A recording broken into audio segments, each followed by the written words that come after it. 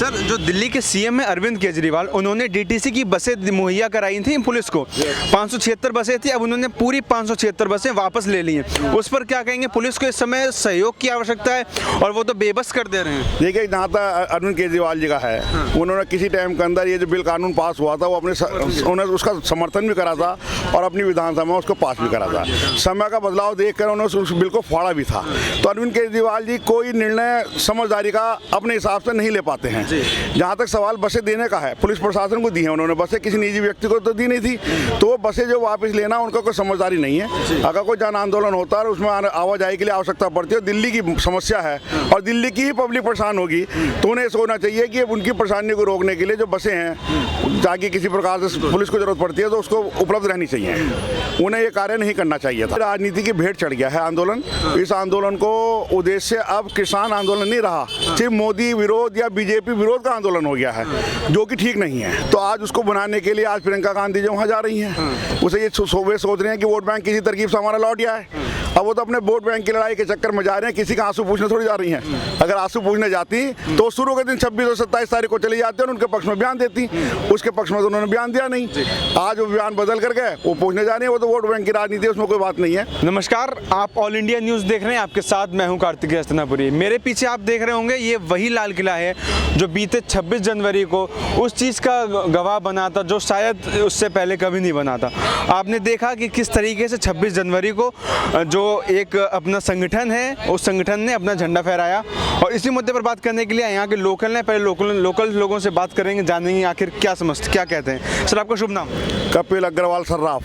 क्या कहेंगे सर, उस दिन तो लाल किले पर हुआ, पूरे देश ने देखा, आपका उस पर क्या टिप्पणी? बहुत ही दुर्भाग्यपूर्ण है जी, और ये तो देश के ऊपर कलंक है। इतनी बड़ी छूट इन लोगों को मिलना देश के लिए बहुत हानिकारक है। इससे पूरे देश ने, पूरे अंतर्राष्ट्रीय स्तर पर हमारी बहुत जो है साख गिरी है, और ये साख गिरने से जो देश का बहुत बड़ा अपमान हुआ है। ऐसे व्यक्तियों के खिलाफ सख्त से सख्त कार्रवाई होनी चाहिए और किसी भी प्रकार से माफ़ नहीं करना चाहिए। सर, ये जो किसान आंदोलन चल रहा है पिछले 70 से 75 दिनों तक, आप उस चीज़ को किस तरीके से देखते हैं? क्या लगता है जो मांगे वो उठा रहे हैं वो जायज़ हैं या नहीं? देखिए, मांग कुछ भी हो सकती है, लेकिन कुल मिलाकर के पॉलिटिकल एजेंडा हो गया है।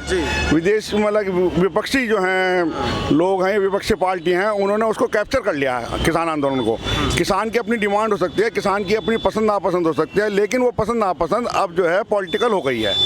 मतलब किसी प्रकार से आप ये नहीं कह सकते कि वो किसान आंदोलन रह गया है, वो तो एक राजनीतिक आंदोलन हो गया है। सब प्रकार की पार्टी जो मोदी जी को हराने के लिए तैयार हैं या मोदी से त्रस्त हैं, वो एकजुट होकर के उनके विरोध कर रहे हैं। मतलब सर, जो पॉलिटिकल पार्टियां अपनी राजनीतिक रोटियां सेकने के लिए अब उस मंच का प्रयोग करने, राजनीतिक रोटी, पॉलिटिकल पार्टी अपनी राजनीतिक रोटी सेकने के लिए अपना मंच का उसका प्रयोग कर रही हैं।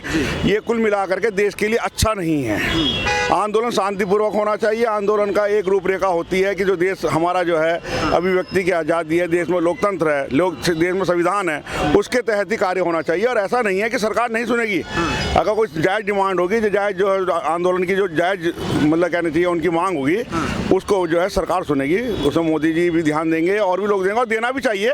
ऐसा नहीं है कि उन्हें भी नहीं देना चाहिए, लेकिन कुल मिलाकर के इस समय जो है एजेंडा जो है किसान आंदोलन का, वो राजनीतिक पार्टियों ने कैप्चर कर लिया है। मेन तो ये है। सर, किसान संगठनों ने कहा है कि 6 फरवरी को पूरी दिल्ली का चक्का जाम करेंगे। उस पर क्या रहा है कि आम व्यक्ति परेशान हो रहा है और वो लोग अपने प्रदर्शन करते रहे? देखिए, आम व्यक्ति तो चक्का जाम से परेशान होगा ही होगा, और इस प्रकार के कार्य करने से कोई हल हासिल नहीं होगा। देखिए, पिछली बार 26 जनवरी को ट्रैक्टर रैली निकाली गई, उससे ही उस आंदोलन की रूपरेखा एकदम बदल गई। उसकी बहुत बदनामगी हुई, और उस बदनामगी से यहाँ तक हुआ कि उनके अंदर फूट पड़ गई किसान आंदोलन के अंदर। तो इस प्रकार का अगर ये दोबारा चक्का जाम इस तरह की पब्लिक को परेशान करेंगे, हो सकता है उनका आंदोलन को ही कमजोर हो जाए उसके द्वारा। तो इसलिए किसान आंदोलन वालों को यह सोचना चाहिए कि आंदोलन करें, लेकिन वो शांतिपूर्वक करें और सभ्यता के दायरे में करें, जिससे पब्लिक को नुकसान ना हो, पब्लिक की आवाजाही ना बंद ना हो। क्योंकि कोई इमरजेंसी होता है, किसी की डेथ होती है, कोई आदमी परेशान है, कोई व्यक्ति बीमार है, उसे जाने में जब दिक्कत होगी तो वो उसके विरोध में खड़ा होता है। सर, जैसा कि हम ये देख रहे हैं कि दिल्ली के तमाम बॉर्डरों पर पुलिस ने बैरिकेडिंग कर दी है, कीलेबंदी कर दी, आपने भी तस्वीरों में देखा होगा।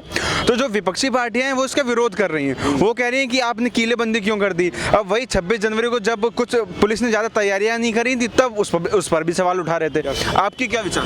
देखिए ऐसा है, किलेबंदी का जहाँ तक सवाल है, ये 26 जनवरी की घटना को देख कर की गई है। तो सही की गई, ये गलत की गई? आपको क्या? देखिए सही इसलिए मानी जा रही है कि क्योंकि वो लोगों ने पिछली बार इतना हुड़दंग मचाया, इतनी बदतमीजी दिल्ली के अंदर करी, जिससे जनता जो त्रस्त हुई, और जो त्रस्त होने के कारण उन्होंने समझा कि आने वाले समय के अंदर इनका आंदोलन तो चलता रहे, आंदोलन को नहीं रोक रहे हैं। उनका कहना यह है कि वो एक सीमा, एक दायरे के अंदर जो नियम होता है आंदोलन का, उसके तहत रहे, पब्लिक को परेशानी ना हो। इसलिए उन्होंने, क्योंकि बहुत से अराजक तत्व बीच में आ जाते हैं, बहुत से गलत तत्व आ जाते हैं, तो वो जा करके जब उसको फांगते हैं, तोड़ते हैं, और कुल मिला करके तो इसलिए उनको रोकने के लिए करा गया है बस। सर, जो दिल्ली के सीएम है अरविंद केजरीवाल, उन्होंने डीटीसी की बसें मुहैया कराई थी पुलिस को।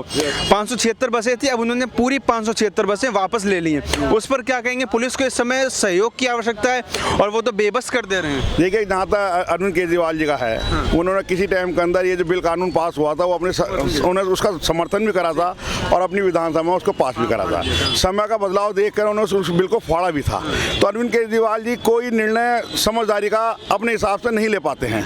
जहाँ तक सवाल बसें देने का है, पुलिस प्रशासन को दी है उन्होंने बसें, किसी निजी व्यक्ति को तो दी नहीं थी, तो वो बसें जो वापस लेना, उनका कोई समझदारी नहीं है। अगर कोई जन आंदोलन होता है, उसमें आवाजाही के लिए आवश्यकता पड़ती है, दिल्ली की समस्या है और दिल्ली की ही पब्लिक परेशान होगी, तो उन्हें सोचना चाहिए कि उनकी परेशानी को रोकने के लिए जो बसें हैं, ताकि किसी प्रकार से पुलिस को जरूरत पड़ती है तो उसको उपलब्ध रहनी चाहिए। उन्हें ये कार्य नहीं करना चाहिए था। सर, अभी तस्वीरें ये आई थी गाजीपुर बॉर्डर में, जो उप मुख्यमंत्री है मनीष सिसोदिया, वो वहाँ पहुंचे थे, लेकिन जो हमारे जवान घायल हुए हैं उनसे अस्पताल में मिलने आम आदमी पार्टी का एक नुमाइंदा नहीं गया। उस पर क्या कहेंगे सर? देखिए ऐसा है, यही तो राजनीति है। अभी जो शुरू में मैंने कहा आपसे, ये राजनीति की भेंट चढ़ गया है आंदोलन।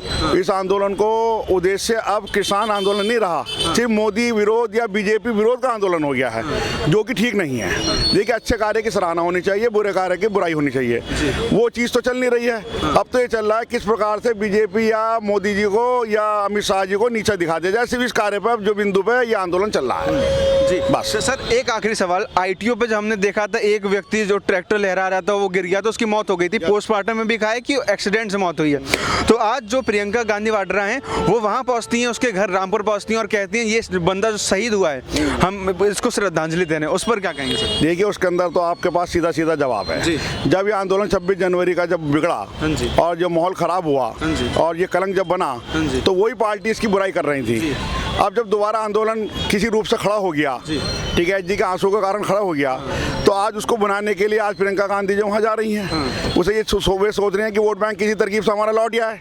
अब वो तो अपने वोट बैंक की लड़ाई के चक्कर में जा रहे हैं, किसी का आंसू पूछने थोड़ी जा रही हैं। अगर आंसू पूछने जाती तो शुरू के दिन 26 और 27 तारीख को चली जाती और उनके पक्ष में बयान देती, उसके पक्ष में तो उन्होंने बयान दिया नहीं।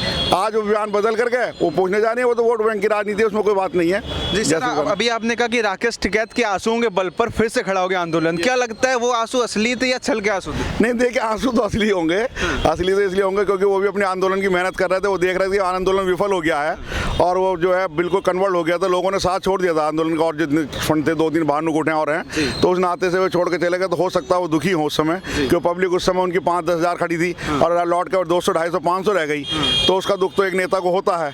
तो उसके नाते वो तो उनके आंसू तो असली निकले हैं, लेकिन वो आंसुओं का जो है जन सैलाब के रूप में बदल गया है, बस ये कह सकते हैं आप। जी सर, बहुत बहुत धन्यवाद सर। थैंक यू भैया।